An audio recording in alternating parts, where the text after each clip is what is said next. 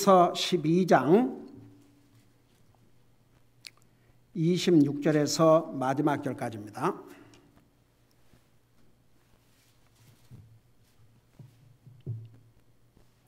같이 읽겠습니다. 시작.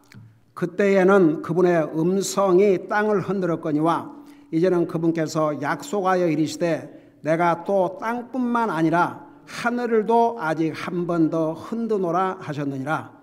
또 아직 한 번 더라는 이 말씀은 흔들릴 수 없는 것들을 남아있게 하시려고 만드신 것들 가운데서 흔들리는 것들을 제거하심을 표적으로 보여주나니, 그러므로 우리가 움직일 수 없는 왕국을 받을진대 은혜를 소유하자. 이 은혜를 힘입어 우리가 공경하는 마음과 하나님께 속한 두려움으로 받으실 만하게 하나님을 섬길지니 우리 하나님은 소멸시키시는 불이시니라. 아멘. 앉으시 바랍니다.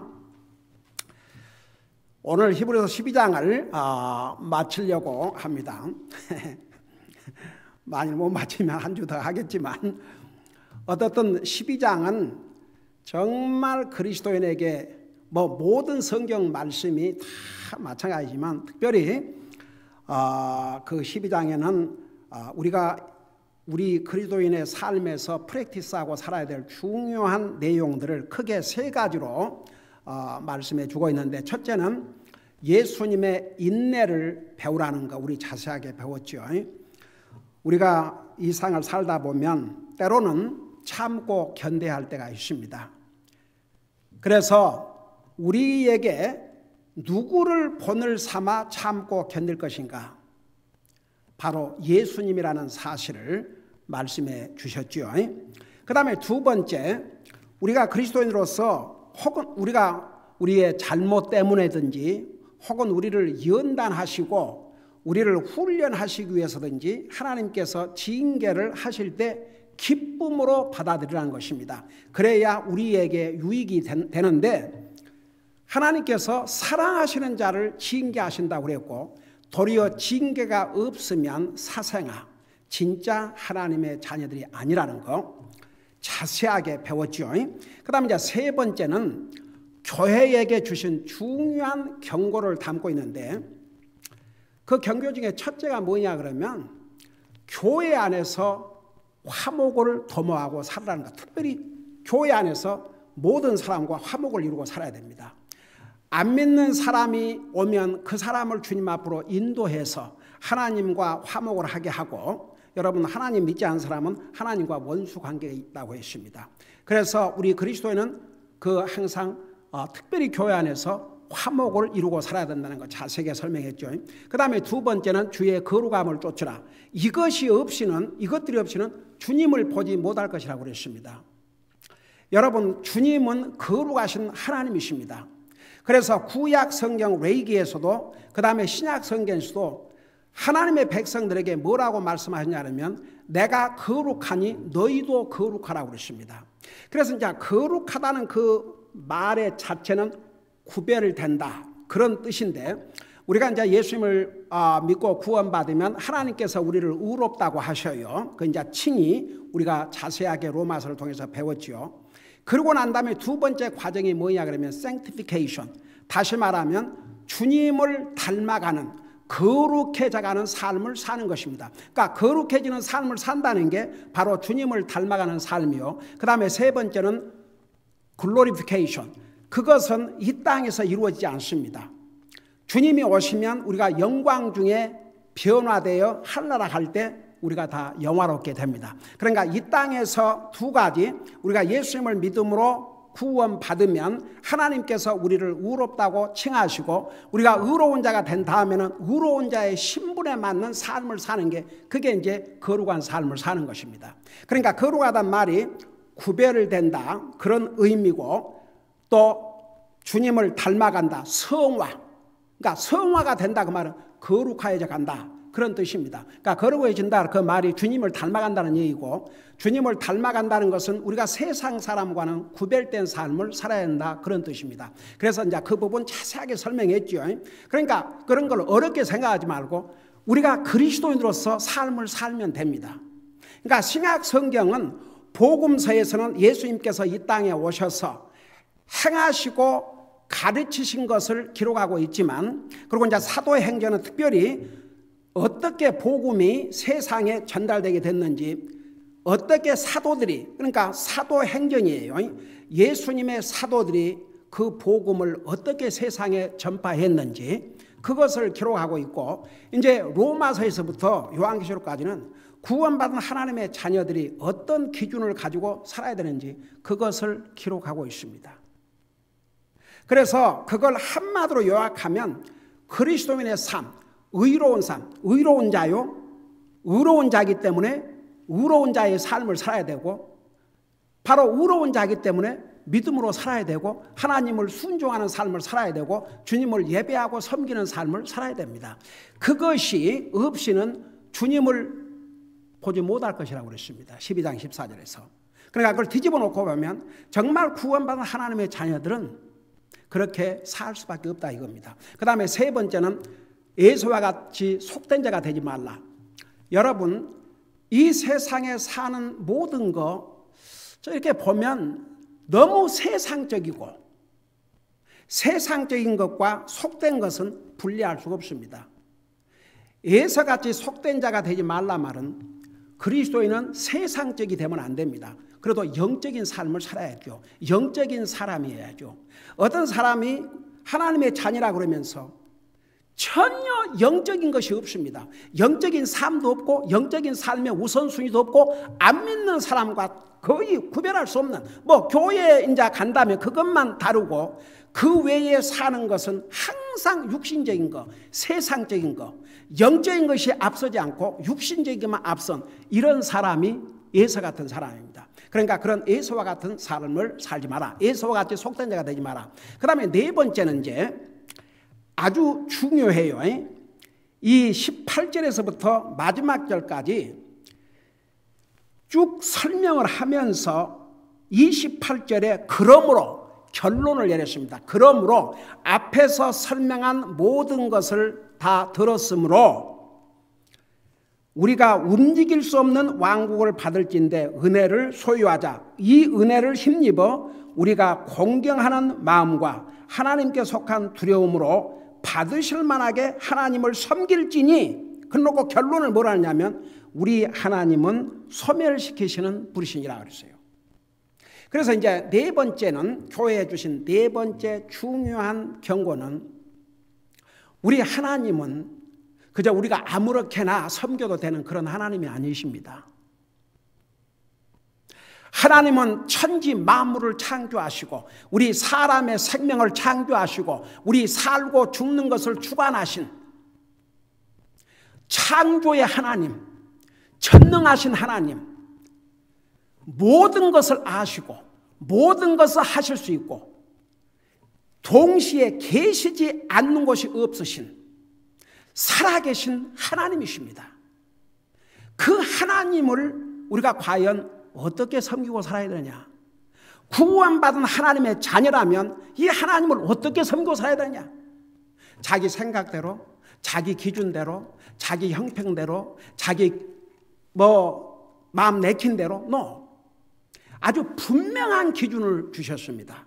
그게 뭐냐 그러면 하나님을 공경하는 마음. 이게 얼마나 중요했기 때문에 제가 주일 낮 예배에 이걸 가지고 따로 전했지요.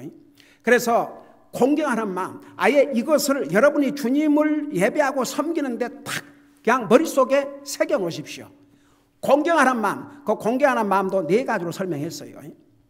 여기서 그 다 또 하다 보면 못 끝나니까.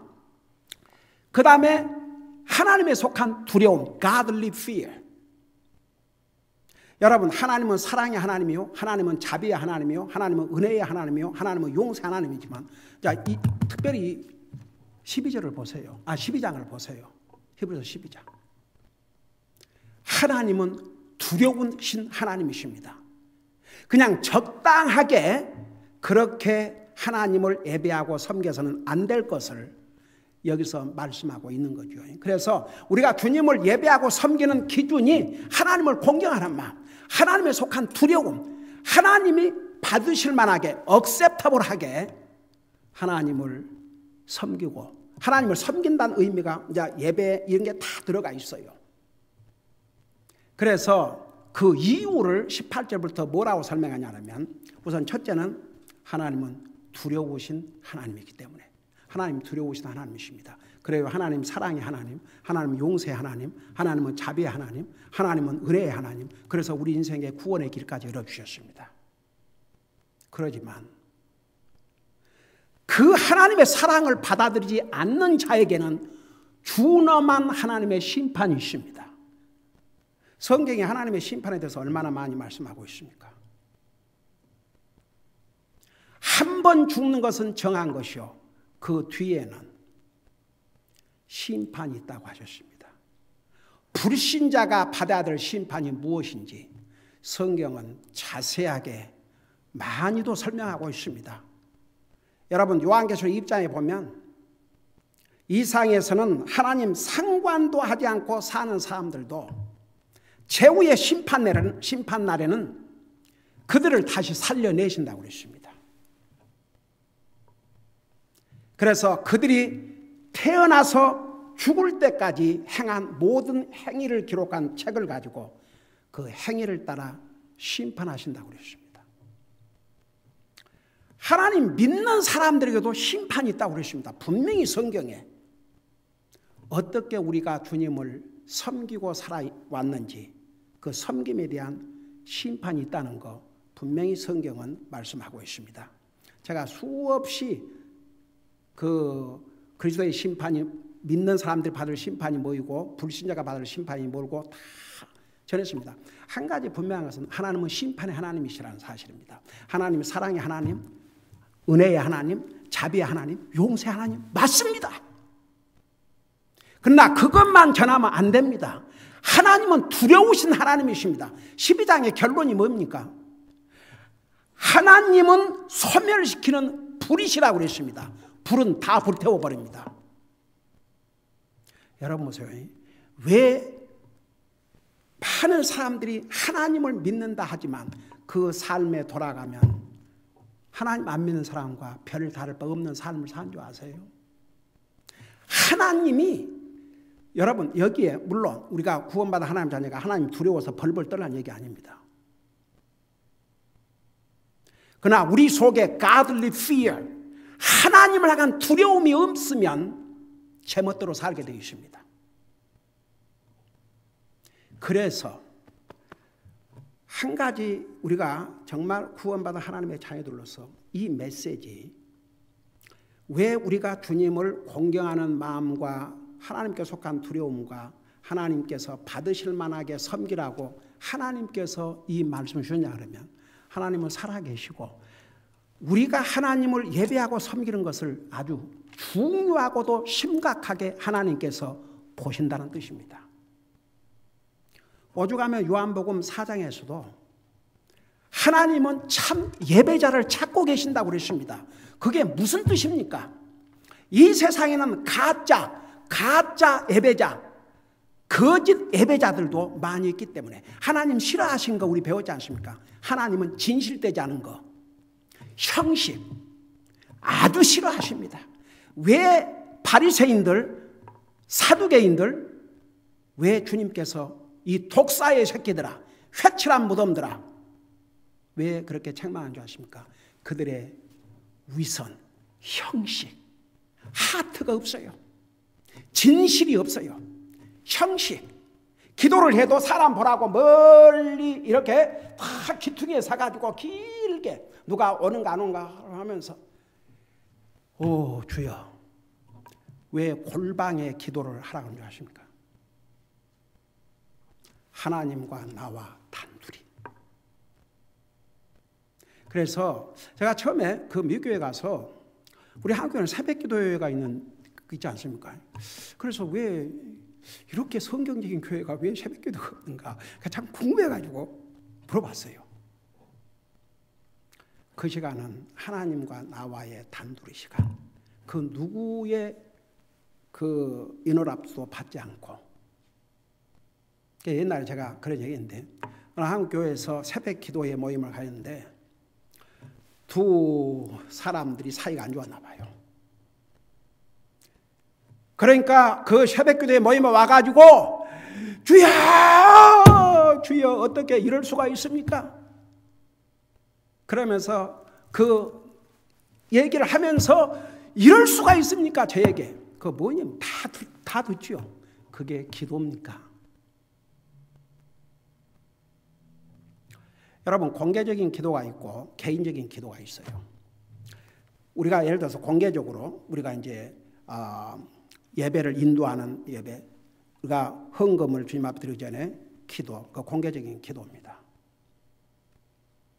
그때는 그 이제 항상 그 공개적인 예배를 드릴 때는 말씀을 전하는 주의 종을 위해서 먼저 기도하고, 그리고 이제 우리가 그래서 헌금을 위해서 쓴다면 헌금을 위해서 하나님 앞에 기도하고, 그 분명한 목적을 가지고 이제 기도하지만, 개인적인 기도할 때는 어떤 기도든지 할 수 있습니다. 그리고 우리가 공동 이렇게 기도 제목을 가지고 이렇게 기도할 때 그거 아멘. 근데 개인적인 하나님 앞에 나와 단둘이 아무도 없어야 다 털어놓고 얘기하죠. 예를 들어서 집에 아무리 가족이라도 가정 예배를 드리면서 공동 기도하는 것과 개인이 하나님 앞에 기도하는 것, 가족 식구라도 뭐 꼭 비밀이 있어서가 아니라 아무도 의식하지 않고 그래야 하나님 앞에 진실된 기도를 할 수 있기 때문에, 그래서 주님께서 골방 기도를 얘기하신 거예요. 그래서 그러니까 그 미국 교회에 그렇게 아침 시간을 주님 앞에 개인적으로 드리는, 그게 참 굿이구나. 기도는 남들으라고 하는 게 아닙니다. 하나님 앞에 하는 것이요. 그래서 어떻든 간에 여러분, 하나님께서 싫어하시는 거, 거짓된 거, 형식, 마음이 없는 거, 그거 하나님께서 원치 않으셔요. 하나님이 원하신 것은 우리의 마음. 그러니까 오죽하면 하나님 앞에 예배드릴 때도 in spirit and in truth.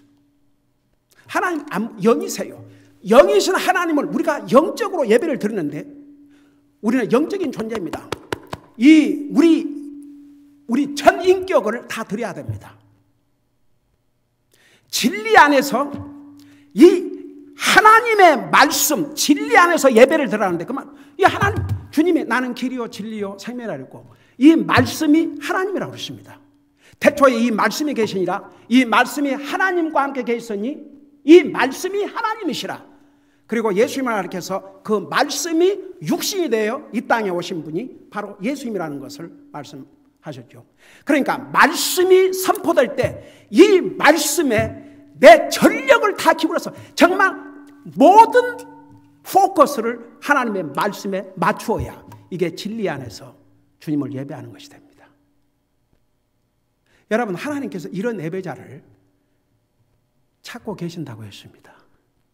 예를 들어 어떤 사람이 예배 드리러 왔다가 말씀 전하는 시간에 말씀에는 관심이 없고 뭐 다른 사람 아니면 말씀 외에 다른 거. 제가 여러 번 그런 얘기했지만 우리 교회를 방문해가지고 그래도 몇 주라도 오고 여기에 계속 올 사람은 첫날 말씀 듣는 자세를 보면 바로 알아요. 34년 동안 체험한 것입니다. 그래서 보세요. 하나님이 싫어하시는 게, 하나님이 원치 않은 게 형식이에요. 거짓된 것입니다. 무성의하고 정성이 없는 것. 오죽하면 이사야 1장에서 하나님이 아주 그런 것에 지겹다고 그렇잖아요. 지쳤다고 그랬습니다. 지쳤다고. 그만큼 여러분, 우리가 하나님을 섬긴다. 이 하나님이 누구냐? 우리 인생을 창조하시고 세상 만물을 창조하시고 사람이 살고 죽는 거 이걸 주관하시고 심판하실 하나님이세요. 심판하실 하나님. 이런 하나님을 어떤 기준으로 섬겨야 되냐? 그걸 이렇게 말씀하고 있어요. 그래서 이제 첫째는 우리가 하나님을 두려워하는 마음, 하나님은 두려우신 하나님이기 때문에 우리가 이렇게 섬겨야 되고, 두 번째는 우리는 하나님의 백성들이기 때문에, 그 다음에 세 번째는 하나님의 말씀을 하나님의 백성들은 거역해서는 안 돼요. 그래서 지난번에 배웠죠. 25절, 너희는 조심하여 말씀하시는 분을 거역하지 말라. 땅에서 말씀하신 일을 거역한 그들이 피하지 못하였거든. 우리가 하늘로부터 말씀하시는 분에게 돌아선다면 더더욱 피할 수 없으리로다. 더더구나 구원받은 하나님의 자녀들은 말씀을 거역하면 안 됩니다. 우리가 그렇다고 해서 모든 말씀을 순종하지 못할 때도 있지만, 그래도 항상 순종하려고 노력하고 의도적으로 거역하는 자세는, 이건 하나님 앞에 보통 잘못된 자세가 아닙니다.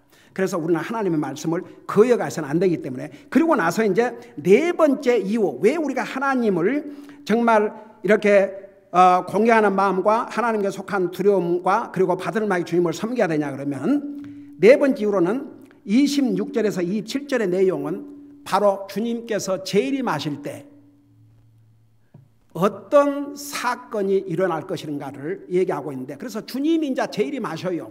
우리가 주님을 만나게 됩니다. 우리가 언젠가는 주님을 만나게 됩니다. 그러니까 이런 주님을 만날 때에 우리가 어떤 모습으로 서야 되겠냐 이거죠. 우리가 정말 하나님을 공경하는 마음과 하나님 속한 두려움과 그리고 하나님 받으실 만하게 우리가 주님을 섬기다 주님 앞에 선다면 그 얼마나 복된 일입니까? 그러니까 여러분, 우리가 주님을 다시 만나야 되기 때문에 우리는 하나님을 이런 자세로 예배하고 섬겨야 됩니다. 자, 그러면서 여러분, 지난번에 이거 자세히 설명했지요. 그분의 음성이 땅을 흔들었거니와, 그때는 이제 우리 예수님께서 시내산에 오셔서 말씀을 하시고, 그럴 때 그 19절에 보면 나팔소리와 말씀하시는 음성에 이르지도 아니하니라. 그 음성을 들은 자들은 더 이상 자기들에게 말씀하지 마시를 간청하였으니, 그러놓고 21절에 보면 그 광경이 이같이 무서웠으므로 모세도 이르되 내가 심히 두렵고 떨린다 하였느니라 그랬죠. 그러니까 이제 그때 그 하나님께서 땅을 흔드셨다고 그랬어요. 근데 이제 두 번째 다시 땅을 흔들 때는 이제 우리 주님께서 지상 재림하실 때 온 세상 천지가 다 흔들려요. 그래서 내가 26절 중간에 보면 내가 또 땅뿐만 아니라 하늘도 아직 한 번 더 흔드노라 하셨느니라. 이거 자세하게 지난주에 설명했죠. 성경 구절, 구약 성경, 신약 성경 다 찾아서 우리가 보고, 그래서 그야말로 여러분, 주님이 지상 재림하시면요 하늘의 별들이 다 떨어지고 이건 상상을 초월하는, 하늘과 땅이 여러분 지진만 크게 나도, 얼마 전에 그 터키에서 지진이 났는데 그 이제 사무실에서 앉아서 다 일을 보는 거예요. 그러니까 뭐 흔들 이제 그걸 어떻게 찍어갖고 이제 올려놨는데, 흔들 하니까 뭐 괜찮겠지 하다가 이게 막 뭐가 떨어지고, 그러니까 그때서부터 아웃을 치고 달려가고 급하니까 책상 밑으로 들어간다는 게 엉뚱하게 들어가고, 한번 생각해봐요. 한 지역의 지진만 나도 겁나죠. 근데 하나님께서 하늘과 땅을 흔드셔버려요. 우리 주님이 이 땅에 오시면 그런 엄청난 사건이 벌어집니다. 그러면서 이제 27절에 보니까 또 아직 한 번 더라는 이 말씀은 흔들 수 없는 것들을 남아있게 하시려고 만드신 것들 가운데 흔들리는 것들을 제거하심을 표적으로 보여주나니. 자, 이게 무슨 말씀이냐? 여기에 한 번 더라는 이 말씀, 이제 우리 주님께서 오시면 이제 이미 한 번 흔들었지만 한 번 더 흔드셔요. 하늘과 땅을 다 흔드셔버려요. 그러면 그 흔듦을 통해서 흔들릴 수 없는 것은 남아있게 하고, 여기 뭐라서 그 다음에 흔들릴 수 있는 것, 흔들리는 것들은 제거하신다고 했어요. 없애버린다고 그랬습니다.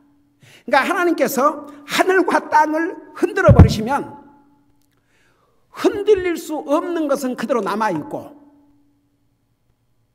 흔들리는 것들은 다 없어집니다. 그러면 도대체 흔들릴 수 없는 것은 뭐이고 흔들리는 것들은 무엇이냐?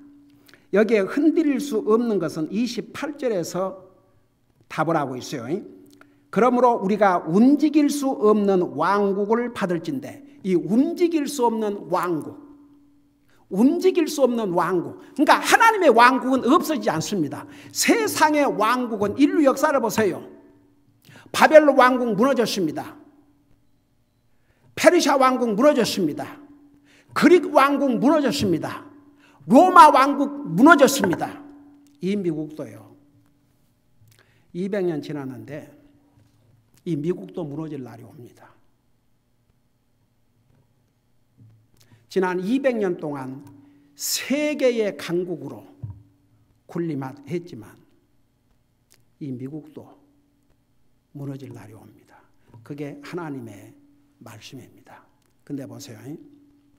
이런 사람의 왕국은 다 무너지지만 하나님의 왕국은 영원히 무너지지 않습니다. 움직일 수가 없습니다. 하늘을 흔들리고 땅을 흔들려도 온 세상 전체를 우주를 다 흔들리셔도 이 하나님의 왕국은 흔들릴 수 없습니다. 근데 흔들리는 것이 뭔 줄 아십니까? 세상적인 거, 일시적인 거, 그런 건 다 하나님께서 흔드시면 다 없어집니다. 이제 여러분 보세요. 그 유명한 성경학자 닥터 위얼스비 박사가 이런 말씀을 하셨어요. 이 부분에 대해서 알라스, 그러니까 한국말로 말하면 아이고 맙소사, 아주 놀라움이죠. Too many people, including Christians, are building their lives on things that can shake. 아이고 맙소사.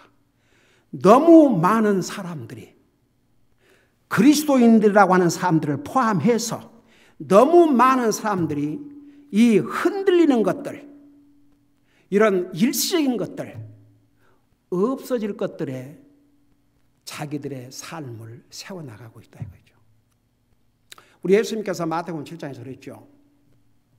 내 말씀을 듣고 행하는 자는 반석 위에 집을 세운 자와 같으니 풍파가 바람이 불고 폭풍이라고 해도 무너지지 않지만 내 말을 듣고 행치 않는 자는 모래 위에 집을 세우는 자 같아서 바람 불면 다 날아간다 이거죠.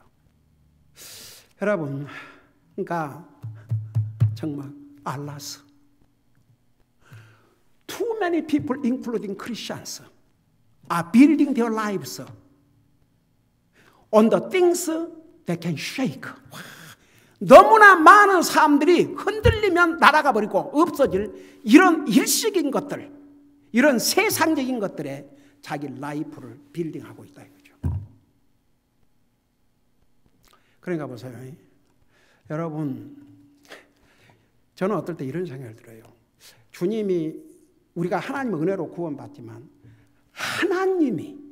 하나님이신 예수님이 사람의 몸으로 이 땅에 오셔서 나와 여러분을 죄값으로 침패틈을 당하시고 하나님이 사람의 몸으로 계신 것뿐이지 하나님이에요. 조롱을 당하시고 수염을 뜯기시고 옷을 벗기시고 온갖 조롱을 다 받고 결국은 십자가에서 자기 생명을 주셔서 우리를 구원하셨습니다. 진짜 이 주님의 피로 구속받은 하나님의 자녀들, 우리 것이 아닙니다. 주님의 것입니다. 성경이 뭐라 하십니까? 고린도서 6장 19절에 내가 피로 너를 샀으니 너는 내 것이라고 했어요. 우리가 가진 모든 것 주님의 것입니다. 우리의 생명 주님의 것입니다. 여러분, 주님이 오늘라도 우리 부르시면 가야 됩니다. 그거 우리 절대 잊지 말아야 됩니다. 여러분, 크리스티아니티, 우리가 구원, 우리는 믿음으로 하나님의 은혜로 구원받지만 구원의 대가, 값이 하나님에게는 어마어마한 대가였습니다. 이 세상과도 바꿀 수 없는 대가였습니다. 값진 구속입니다. 그래서 정말 구원받은 하나님의 자녀들은 보통 하나님 앞에 비싼 사람들이 아닙니다. 예수님의 생명과 바꾼 사람들입니다. 그런 우리가 어떤 삶을 살아야 되겠습니까? 진짜 그리스도의 피로 구속받은 하나님의 자녀라면 우리가 어떻게 살아야 될 건 너무나 자명하지 않습니까? 그래서 이제 여기에 이런 것은 다 없앤다고 그랬어요. 그 일식인 거, 그런 것들은 이제 하나님께서 오시면 다 없어집니다. 사라집니다.